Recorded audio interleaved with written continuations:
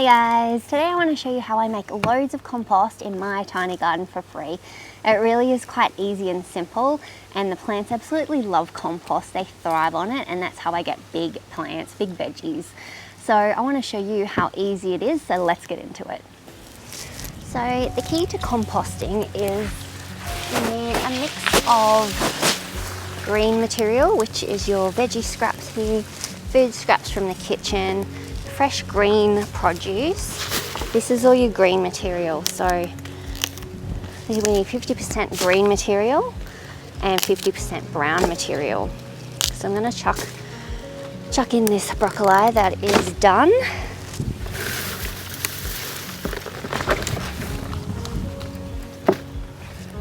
The green material is also known as nitrogen. So you need a mix of 50% nitrogen and 50% carbon. So your carbon is your brown material.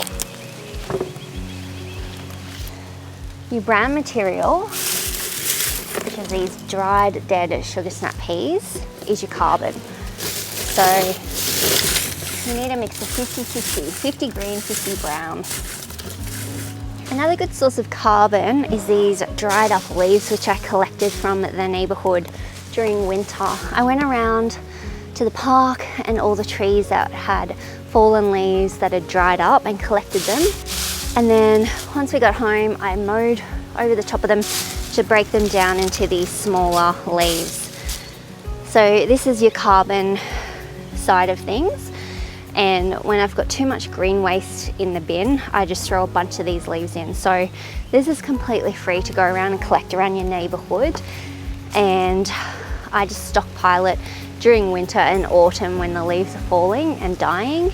Keep them on hand just to throw into my compost bin whenever it's starting to get a little bit smelly, and it just stops the smell. The brown matter side of things dries up all the moisture that the green materials produce, so it stops it being slimy and wet. Other types of brown material include sugarcane mulch, lucerne, pea straw, cardboard, and non-glossy paper. I also like to add egg cartons, but only the bottom side, as the top usually has stickers on them which don't compost.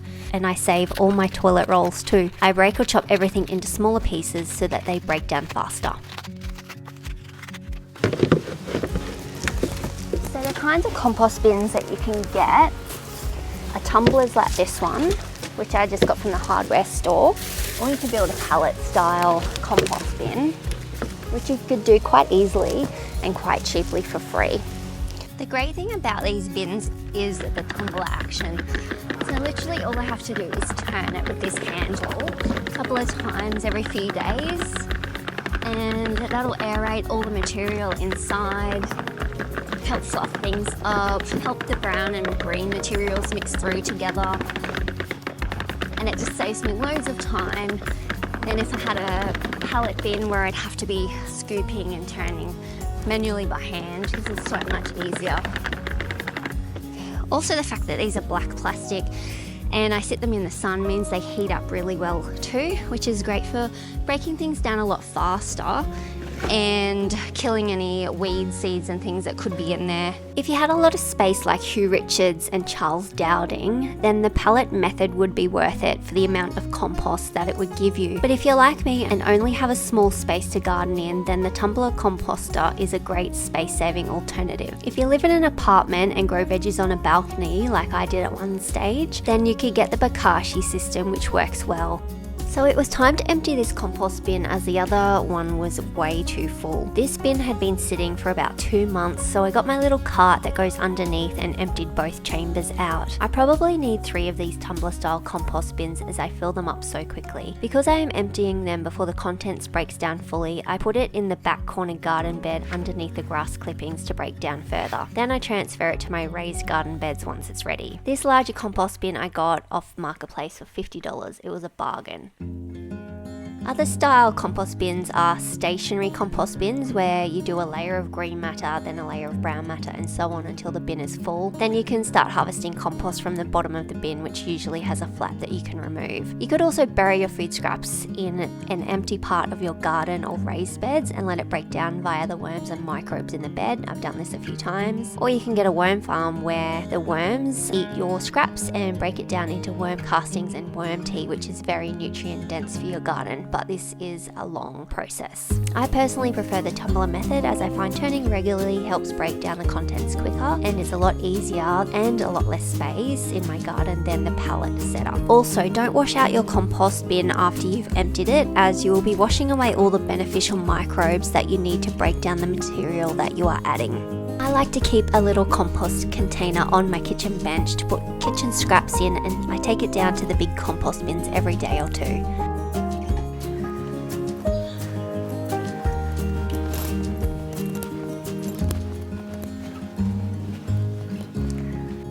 It's a good idea to keep these tumbler style bins on grass if you can, as they do leak out the juices if it's been raining or if there is too much wet material in there. It will only smell if there is too much green material, so by adding more of the brown material, that will dry it up and get rid of the smell. If I end up running out of dried leaves throughout the year, then I add sugarcane mulch that I buy from the hardware store to top it up with brown material.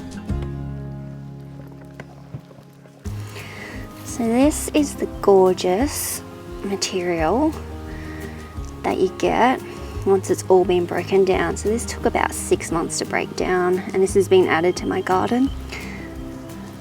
And you can see how beautiful that looks. It's a rich brown color, and the worms in this garden bed absolutely love it. And the plants just thrive from this compost. So thanks for watching, guys. I hope you enjoyed this video all about composting. If you did, please give it a thumbs up and subscribe to my channel. I really appreciate the support. And if you love growing and harvesting potatoes as much as I do, then check out this video next.